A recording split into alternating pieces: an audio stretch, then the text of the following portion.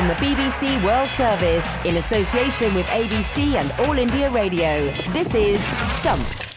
Hello, welcome to a special edition of Stumped. I'm Andy Zaltzman, and we are here at the South West Manchester Cricket Club. Welcome, so here we are right in the guts of the World Cup. Are you enjoying it? Oh yeah. Yes. Are you optimistic for how England may fare in the next week? That is the correct state to be in as an England cricket fan. Please now welcome the Stumped presenters. Firstly, from the BBC, a woman who just has to look at something to turn it into a cricket match to commentate on. It's Alison Mitchell. Next, all the way from Australia, a man who's commentated on every single test match ever played since 1877. And it is the wonderful Jim Maxwell. Thank you. And also all the way from All India Radio, flushed with success today after seeing India marching on yet again. It's Charu Sharma. Thank you. And now we have two special guests, and we can tell how special they are because they get their own walk-on music. You can't say fairer than that. Firstly, World Cup winner. Please welcome the wonderful Ebony Rainford-Brent.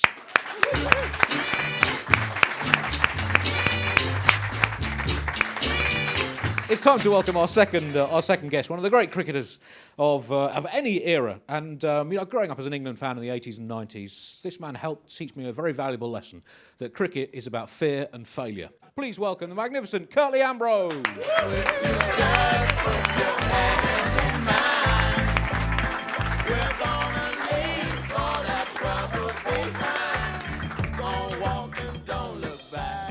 Welcome, Curtly. Big thank you to Andy Zaltzman, everybody. Yeah. So good evening to all of you on my panel. It's great to have you all. Curtly, moodometer, first of all. After the West Indies day today, welcome to you. How are you feeling? I'm feeling good. Great. I mean, I'm so accustomed to them losing that I'm now immune. Yeah, it was disappointing, really. I thought that the guys bowled really well today. Throughout this tournament, I thought they was the most disciplined today.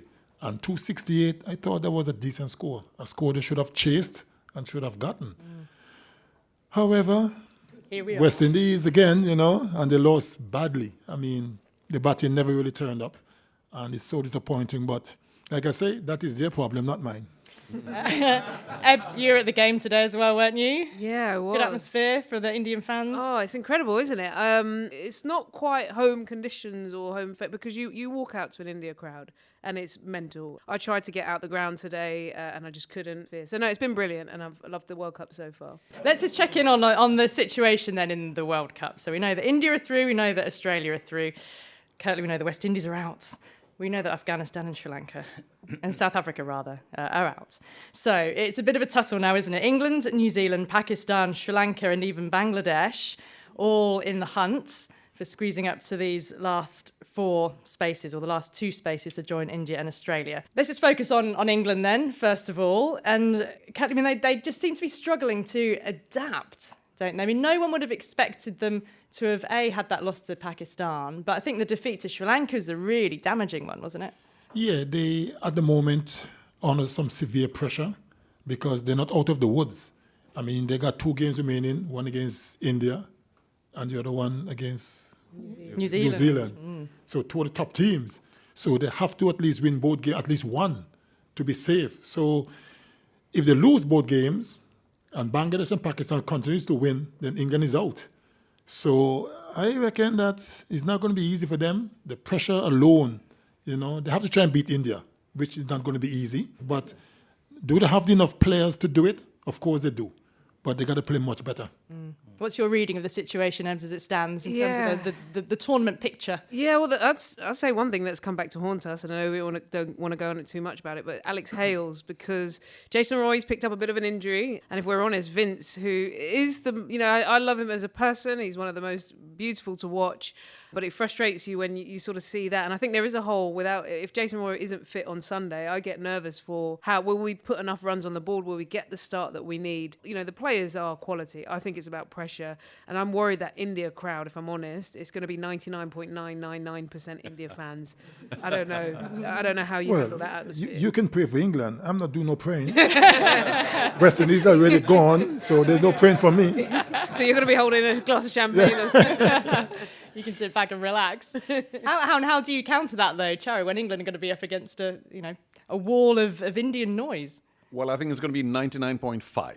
So a few more tickets to the local fans. But, India really haven't shown too many weaknesses yet. Of course, it's obvious that they haven't lost. But, we focus a lot on the Indian batting. And sure, it's come good, 1, 2, 3, 4, need to get all the runs. But the reason I think they're doing better and better is because the bowling's coming good. Now, they have two decent medium pacers. They're not 150, not 175 like you currently, but I mean they're both pretty quick, and they've been difficult to negotiate. And also, of course, the two wrist spinners are making a very big difference. They're in pretty good form, and the 10 overs are being pretty well shared by Hardik and a couple others. So it's the bowling I think that's been carrying them through. And I must make mention of the fact that I read somewhere, I think in the papers a couple of days ago, that there's a long list of all nations having taken their catches and the dropped catches. And India was right on top of that list, having dropped just one catch officially yet. So that makes a very big difference. Well, a huge question for England is going to be, is Jason Roy fit? Still waiting to really find out. But I mean, he's got to play at the top of the order, hasn't he, if England are going to come through that match? Yeah, we're having this conversation today. Do you risk him, do you not? I say, to be honest, you've got to risk him because you've got to make sure you get to that final at the moment. I think I know him quite well. I played a lot with him through Surrey and on the academy. He will want to play. I think he'd be saying, strap me up, do whatever you got to do, get me on the park. Yeah, so I think he'll want to get out there. I think the other thing is the bowling. They've got to the one thing we have got is Joffre. Thanks, by the way, West Indies. But we have got Joffre Archer. Cheers. Sorry, it might be a different World Cup, but hey, we're not complaining. I do want to mention this, that India have lost completely for this tournament. Shikhar Dhawan, who got 100 against Australia, no mean feat, won that match, tough one. India have also, for the moment, lost Bhuvaneshwar Kumar, who can move the ball around. Not the quickest, but he's a lovely, swing bowler. And yet, that's not where we should be going, that, oh gosh, we've lost so-and-so or so-and-so. You've got to have 15 of the best people in the country in your World Cup squad. So if you lose one or two players, you should say, well, that's all right. We still have very good backup players. I find England here saying, oh, just because we've lost that one player, we're in trouble. I think the rest need to step up to the plate. It's a great opportunity for the other players to come and show that they're heroes too. Curtly, what's your feeling on who's going to be favourites, England or India, for that clash? Well,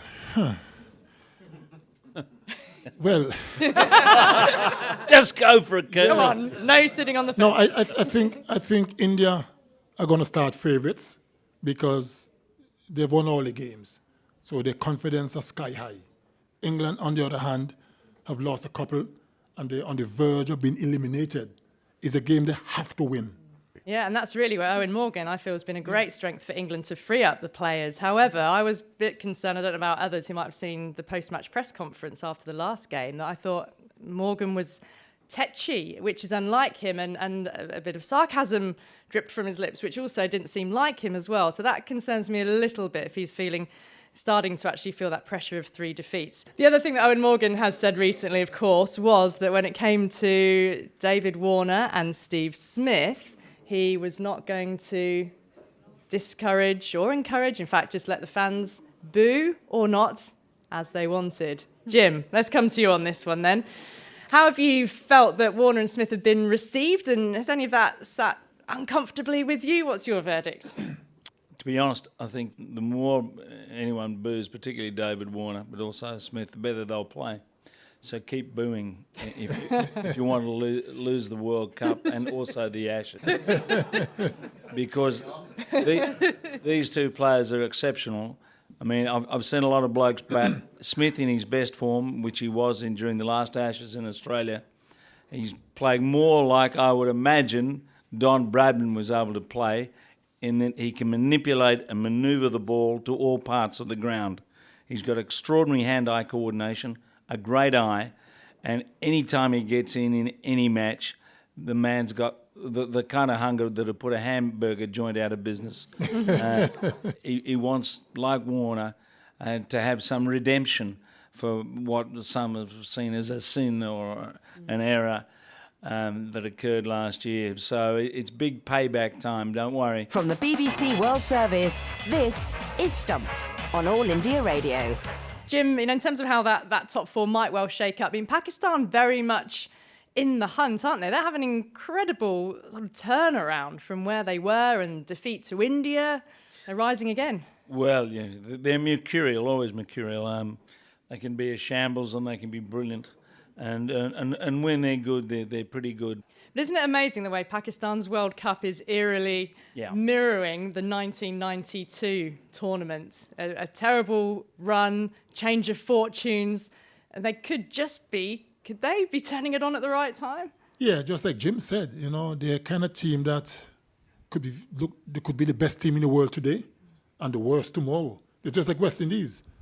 I got to be honest. West Indies could come one day and look the best team in the world, and they figure, and then next day, they just look like children on the 13s, So you can never count out Pakistan, and they're looking good. Their confidence is high. So at the moment, England are the ones under pressure. They got to come and step up to the plate. The thing with Pakistan as well, there's something about knowing how to win. The Australians know how to win, and Pakistan have done it a few times. To my memory, there's 2009 World T20, Champions Trophy last year. And you think about that, even with everything that goes on, if in those moments of pressure you're able to just get your focus right. And I think they're that sort of team that, things might be going on, but then all of a sudden, as things narrow in, they make it happen. So that's my nervousness for England, is they haven't really closed out that moment. You look at the Champions Trophy last time, the T20 final against the West Indies. They just haven't quite closed them out. I just wonder if it's a mindset thing. So let's hope Owen Morgan brings that. But Pakistan, well done to them. I picked them in my early kind of wildcard pick. Curtly, we've got you here. We want to probe a little bit into your playing days as well, because I'm sure everyone here wants to hear a few stories as well. When you were steaming in and bowling at, in some cases, quite hapless batsmen, some cases incredibly talented batsmen, who did you enjoy bowling to the most? None of them. I've never enjoyed bowling any batsmen. It's hard work. No, but seriously, I've been privileged to have played against a lot of great batsmen in my time. The funny thing about cricket, that you'll come one day and could dismiss this great batsman quite cheaply. And then the next day, you just can't dismiss them. You're wondering where next wicket is coming from. So you got to give and take. But for me, personally, the tougher the competition, the better the bowler I was. Because I thrive on competition. We've got time to wrap up the programme, and I guess just have some final thoughts on the teams that aren't making the semi-finals and where they go from here. And Curtly, obviously, to start with the West Indies, and what is their future? Is Chris Gayle part of the West Indies' future? For me personally, I would say no. He has served us with distinction for many years, have done very well. He announced that he'll retire after the World Cup. Now, somebody says he's changing his mind and all that stuff. I think that after the World Cup, he should just bow out gracefully and let the other cricket go forward. Somebody's saying that, he would like to play the Test series against India back in the Caribbean. That's nonsense. Hadn't played Test cricket for about 5 years. So what are you going to do? Bring it back for Test? And then, no, that's a backward step. So I think at the end of the World Cup, just wave to the fans, thank you very much, and bow out gracefully. And they are one of the teams that everyone loves to see them doing well. And I think when they won the World T20, and you were part of the team. And then I was fired. Yeah, I wasn't going to mention that. You took them to glory, Curtly. That's all we remember. South Africa, though, have got to be one of the most disappointing stories of the World Cup, because they came in as one of the favourites that could go through to the semi-finals. Not one of the most. They are the most disappointing, yes. There we go, the most disappointing story. Yes, correct, yes. Where do they go from here? Everything's sort of conspiring against them. Combination of Ambrose at the end of his career, quite clearly. They're losing players more and more to make a living, where the exchange rate is in their favour. That is company like Dwayne Olivier coming over here and Abbott before him. So there are a lot of issues in South African cricket that are concerning if they're going to continue to be an effective side. So, these things happen, I suppose, but it does look as though we're into some dangerous territory with South Africa's immediate future as a power in world cricket. Are we looking at an almost terminal type decline? Well, potentially, yes. But maybe others will come through. If Afghanistan had a few batsmen, what sort of side would they be? Well, I was going to ask Charu about that because Charu watched them a lot in the Afghan Premier League. I was holding my breath because, Yes. South Africa was very disappointing. But for me, one of the disappointments was Afghanistan just not rising to the occasion. Because, of course, on one hand, we're being a little impatient because they're new to international cricket. And if there's one team that doesn't quite know the English conditions as well as the rest of the teams, it's Afghanistan. They're still pretty new. Disappointing that they have not only not won, but the closest they got to was against India, would you believe it, who are leading. We just have to be patient. I think they've got the equation of a T20 game. They know where the boundaries and the boxes are. But in a one-day international, it's like, should this not be over? Like another few overs, what's going on here? So, they need a lot more experience for sure. And I just feel very strongly for the the brand of cricket they play. It's very robust, it's very physical, and their love for the game, the attitude, the kind of following they have. So they are the next big thing. But we also have to watch out for the fact that administratively they seem to be going down a bit of a tangent here. Afghanistan's doing well in this World Cup was important for several things, and that's why I'm particularly disappointed. And I love the idea that one player doing so well for Afghanistan can spawn so many others. And we know what a superstar Rashid Khan is. And when he came back from his first IPL, there's a story that he turned up to a cricket academy in Kabul, and there were 150 leg spinners in one academy. And he thought, if there's 150 here, that's the power of one man and one superstar. We'll finish off with a final audienceometer. We'll do cheers for which team will win it. And so we'll go through those who are in contention. There's a few. Okay, cheers for New Zealand. Pakistan. Hey! India. Australia. Yes! Sri Lanka is still in it. Bangladesh. England. Woo. Oh, that's everyone.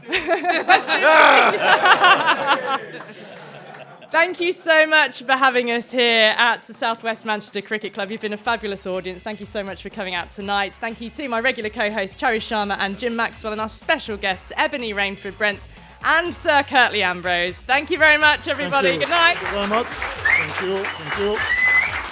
Thank you.